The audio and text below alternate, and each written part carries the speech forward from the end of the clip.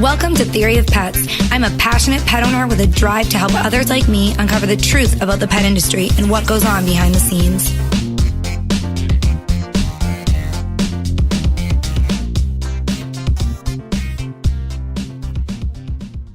Hey everyone, thanks for tuning in for another episode of Theory of Pets. My name is Samantha, and today I want to talk to you guys about a cause that is near and dear to my heart, and it is fostering pets.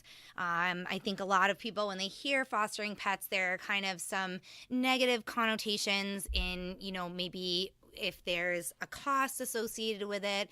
Some people are a little bit leery about fostering because they're worried that they're going to get attached to an animal and then the animal is going to be gone. They might think that the pets that are fostered in homes can't adjust in the shelters and they're having behavior problems and things like that you're going to have to deal with. And that's not always the case. There are times when, for example, let's say a dog is in a shelter and he is very vocal and he barks all the time, or he's very shy and he ends up, hiding a lot or not wanting to interact with any animals or people at the shelter. In these instances, they may be looking for foster homes because they know that they have a dog who's, not aggressive and maybe not a barker in a home setting. So foster home is just going to be where that dog is more comfortable. So, sometimes there are dogs with certain medical issues or separation anxiety where they can't be alone or they don't do well in a shelter. But those cases are rare. A lot of times there are other reasons for fostering. And so I guess I'll talk about those first, some of the reasons why animals need to be fostered. One of those reasons would be sometimes a shelter or rescue don't actually have a physical building where they shelter animals. It's a rescue organization and they work with, let's say, for example, dog fighting rings. So they work with like law enforcement agencies that will find these dog fighting establishments, and once they take care of the issues around the dog fighting, then they have all these dogs that need to be placed for home. So you might get rescues or shelters that work with law enforcement agencies for things like this, or that maybe work with animal control officers once an animal is taken from its home. These rescue and shelter organizations will find foster homes for the dogs, but they don't necessarily have a physical shelter where they could take dogs. So they find out about dogs that needs homes. They work to find foster homes until they can place the dogs with their forever home. So that's one example. Sometimes animals are brought in and they're too young to be adopted. Cats, litters of kittens, or puppies that are found without a mother, or the mother's found, but she maybe is malnourished. She's not being able to produce enough milk to care for her babies. So this litter needs to be in a foster home with somebody maybe who's home a lot of the time that can give the puppies or the kittens the care that they need, and feed them, maybe bottle feed them, or take care of them until they're old enough to be adopted out, until that's about 8 weeks old. So sometimes the animal's too young.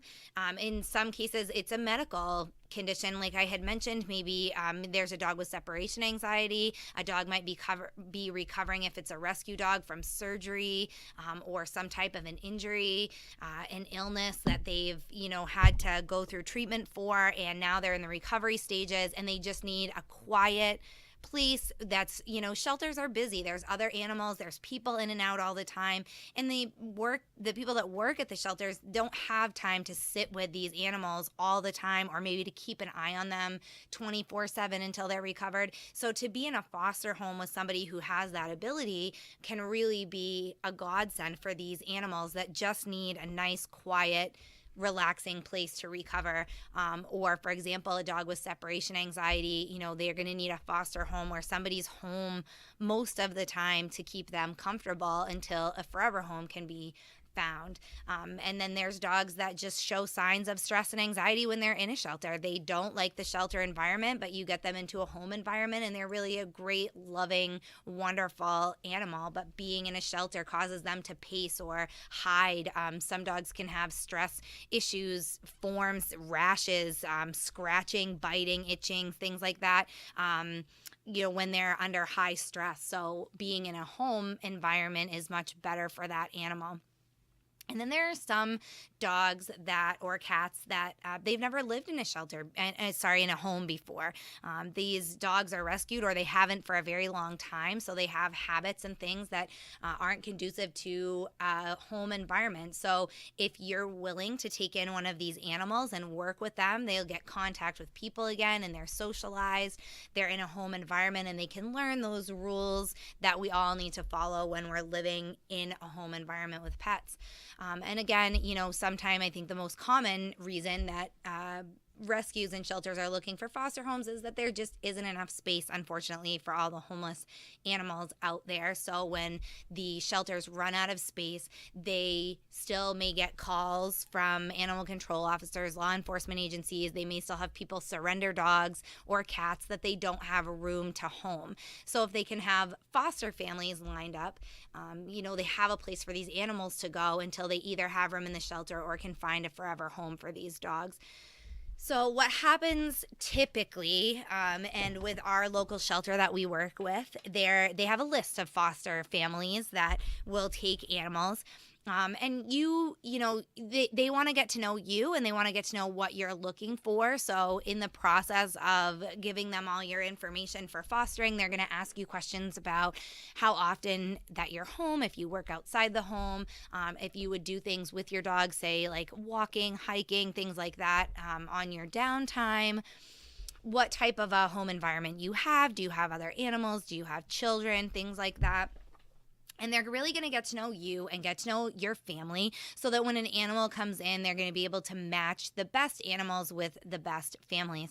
And what they'll do is they'll put you on a list. And for example, like I said, with the overpopulation of pets, if they get a phone call that says, geez, we rescued this old senior dog that needs a home and the shelter doesn't have room for it, they're going to look for a nice quiet home for the senior dog to be fostered until either space opens up at the shelter or until they can advertise and find a home for this dog. And with the help of social media now, it's really animal adoption has really found a niche, I guess, on social media, and it's so much easier for shelters and rescue organizations to post photos to, fans of theirs that like their page in their local area, and things get shared, instead of just like before, it would have to be the people coming into the shelter. They might advertise in a local newspaper and they might see 20, 30 people are seeing this dog. Now you're getting on social media. They're posting it. It's being shared. Hundreds and hundreds of people in the local area are seeing this dog or this cat. So what will happen is let's use the example of the senior dog. So, the law enforcement agency calls, we have this dog, it needs, to be in a safe environment. So it's a senior dog. They place it in your home. You're the foster family and you're going to care for this dog maybe for a few days, maybe for a few weeks. That is up to you and your preferences, and obviously the shelter also will be advertising. They maybe will take some pictures. I know our local shelter, they have foster families will write up little blurbs about the animal. One of our local shelters does diary entries from their foster families, so the foster families can write in and say, day 4, for example. I saw a cat on their website a couple of days ago, and it was like day 4. We'll say the cat's name is Buttons. So Buttons is doing well. This is her favorite place to sleep. This is her feeding schedule. She's getting along well with our other cat. She's still a little skittish of our dog. She likes to sleep on our bed, and kind of whatever's going on on, day 4, and then you see day 7 and day 10 and how she's progressing and being more comfortable. And you also may get foster families who say, geez, we took this dog into our home. It's just me and my husband. He does so well. He loves the adults. He loves how quiet it is. Maybe he's a senior dog, or he's just a dog that prefers a peaceful environment. But our little neighbor came over the other day with her daughter, or our nephew or niece came over the other day. We had a child in our home, and the dog was really kind of uneasy around the child. So it helps with foster families to get all the information about these animals. Shelters are such a unique environment. It's not a home environment. The dog is not going to show its true colors, I guess, for lack of a better term. He's not going to be able to relax and be comfortable, or at least most dogs aren't. Some dogs do, but very few. So you can get a better sense of what the dog actually acts like if he's been in a foster home, in a home environment with people, with other animals. Foster families are able to say, geez, he did well with other dogs at the shelter when it was in that big group setting, but boy, when he's at home, he really likes to be the only dog. He's very protective of his home environment, and really should be the only animal. Or, I just use the example for kids that maybe when kids come into the shelter, it's overwhelming and he's kind of, scared and meek at the shelter, but, in his home environment, he really doesn't like kids, or he really does like kids. So it can give that extra insight to have a foster family take a dog or a cat in and really get to know them well. And it also, another one of the benefits is that it frees up a spot in the shelter so that they can take in another dog. Or if a dog needs a spot and they don't have one, you're saving that dog's life by fostering it. And the way that it works with fostering, you can say whether you want to do short-term fostering, maybe you travel for work and you're gone once a month. So you only want dogs that you can foster for a week or 2 at a time. So they're going to call you when they have a dog that, for example, the shelter's full. And so they call you and get you to foster this cat or this dog for 2 or 3 days until a spot opens up at the shelter. Or you might say, geez, you know what? We want a dog. We want a cat. We're not 100% sure if it's going to work in our home. We're not 100% sure if it's going to work with our family. So we'd like to really think about maybe fostering to adopt. That's always an option. You can foster for a little while. If it's working out great, maybe you want to adopt the pet. Or you can say, geez, we don't want to be tied down with a dog all the time. They're a big responsibility. We do like to travel. We go on vacation a few times a year. Or, older couples who maybe have children that have grown up and moved out. Well, we go visit our children sometimes throughout the year. So, we don't want to be locked down to a dog all the time, but we maybe wouldn't mind long-term fostering for a month or 2 or 3, whatever it is. So you do have control over how long you foster an animal. And it's also obviously going to be the shelter's needs as well. So they're going to try and listen to your needs and your concerns and match you with a dog that's going to be good for you. For example, if they have a dog that's not doing well in the shelter environment, they're not going to look for that person that only wants to shelter a dog for a week or 2. They're going to look for that person that's willing to shelter a dog for a longer term, because they know that this dog, it's going to take a while for, to find somebody to adopt this dog. So they don't want to just have him in a home for a week or 2 and then have to go to another foster home. So they're going to match, a dog with your needs as well. And, as I mentioned, it helps the shelter and potential adoptive parents learn more about the animal. It gives that pet the time that they need to be ready for adoption. Not all animals are ready for adoption right away. Maybe they have some health concerns. Maybe they're too young and they need a little bit more time, and then they're going to be ready to adopt. And of course, it helps socialize that pet to a home environment. There are times when animals are surrendered or, things happen where They have to be taken from a home environment that they've come from, and they're comfortable in that home environment, so they're going to be more comfortable in a home environment than they would be in a shelter.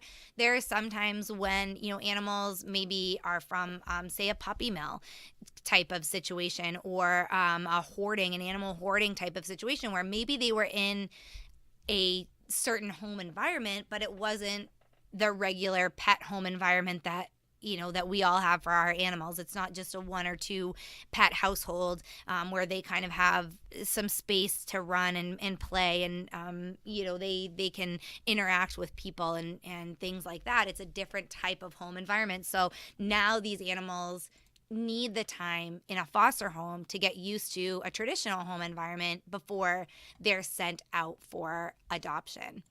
And finally, my personal favorite reason for fostering, and the reason that I actually started fostering the first time, it's been many years now, but it was actually my first dog that I ever had as an adult. I had moved out into my own home, and I had adopted I rescued my first boxer. If you are familiar with my podcast or my writing, you know that I am boxer crazy. That is my breed of choice. I had rescued my first boxer. We were together for many years. She was my girl, and we did everything together.